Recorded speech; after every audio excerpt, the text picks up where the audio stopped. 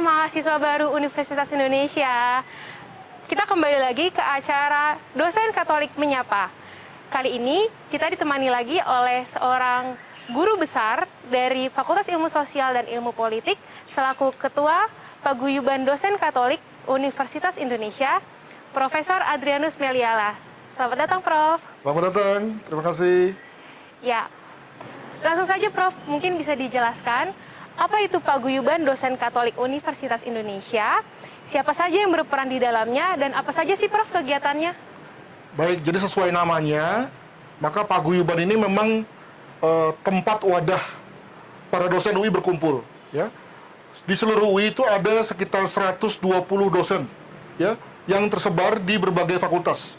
Yang paling banyak itu ada di Fakultas Kedokteran, disusul Fakultas Ekonomi dan Bisnis, kemudian ada juga dari Fakultas Ilmu Sosial dan Ilmu Politik. Artinya sebetulnya semua fakultas itu ada dosen-dosen ada, sosok itu berada. Nah, Paguyuban ini berdiri sejak 12 tahun yang lalu. Sebetulnya niatnya adalah tempat di mana para dosen ini bisa berkumpul, ya. Maka kegiatan awalnya adalah mengadakan misa dari kampus ke kampus, ya. Lalu kemudian lama-lama juga mengadakan rekoleksi, lama-lama mengadakan berbagai macam diskusi dengan mengambil tempat di Wisma SY, ya. Lalu kemudian lama-lama kami juga mulai misalnya mengadakan dukungan terhadap Wisma SY, dukungan terhadap mahasiswa yang mengalami masalah kesulitan keuangan misalnya dan lain-lain, sehingga kemudian lalu Paguyuban ini memang dirasakan pentingnya bagi kita semua, begitu. Oke, tadi Prof menyebutkan sedikit mengenai dosen-dosen Katolik ini bisa membantu mahasiswa. Nah, sebenarnya apakah ada batasan tertentu buat mahasiswa untuk meminta tolong kepada dosen-dosen Katolik? Sebetulnya pertolongan kepada dosen itu adalah hal yang niscaya, ya. Mengapa demikian? Karena kan para dosen itu adalah orang tua kalian di kampus. Nah, maka kalau bicara mengenai pertolongan itu sebetulnya ketika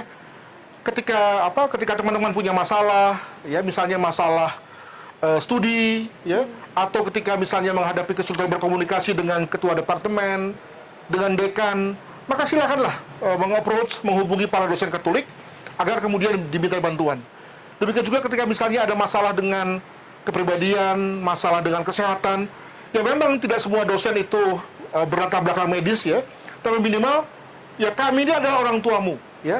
Jadi silahkan menghubungi para dosen, dan juga kemudian misalnya kalau ada masalah keuangan juga tentu secara terbatas para dosen Katolik bersedia untuk membantu agar kemudian anda teman-teman para mahasiswa baru selesai, ya, studinya dengan tepat waktu, begitu.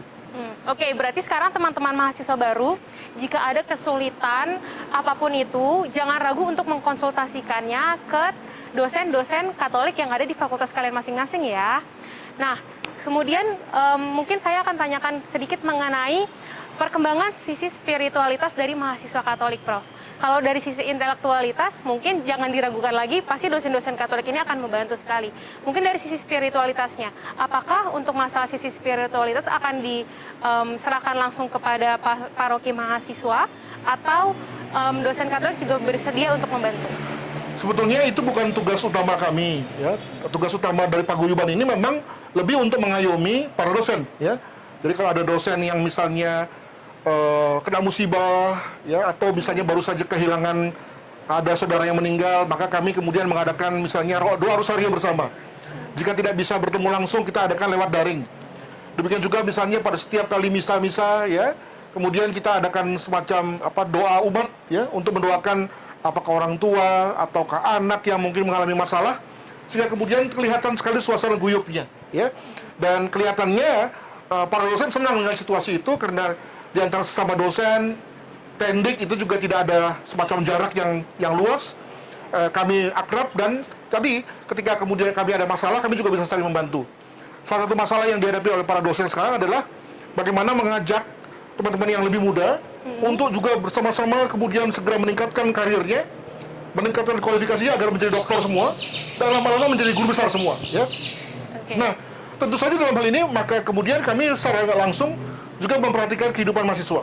Ya, walaupun tentu saja kami amat banyak, ya, mendengar apa kata Romboswa sebagai moderator paroki mahasiswa KMK gitu, ya.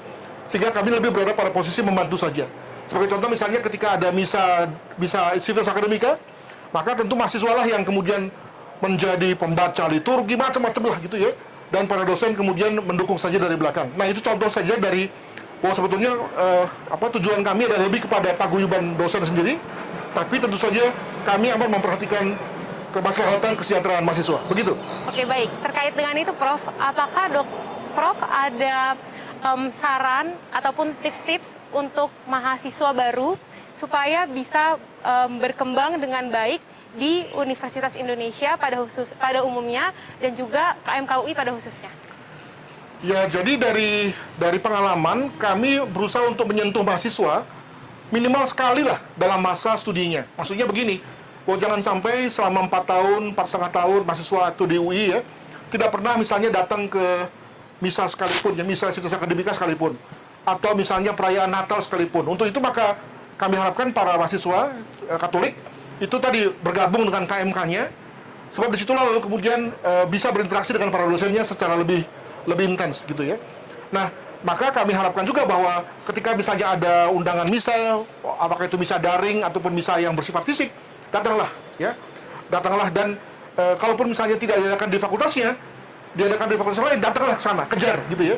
Sekali lagi agar kita kemudian terasa betul sebagai keluarga besar, dan sekali lagi jika ada masalah maka tentu kami bisa membantunya sejak awal ya. Jangan sampai misalnya ada mahasiswa yang sudah sampai di ujung ya, sudah mau skripsi ternyata tidak bayaran dan terancam putus studi. Bayangkan betapa nanti orang tuanya akan kecewa.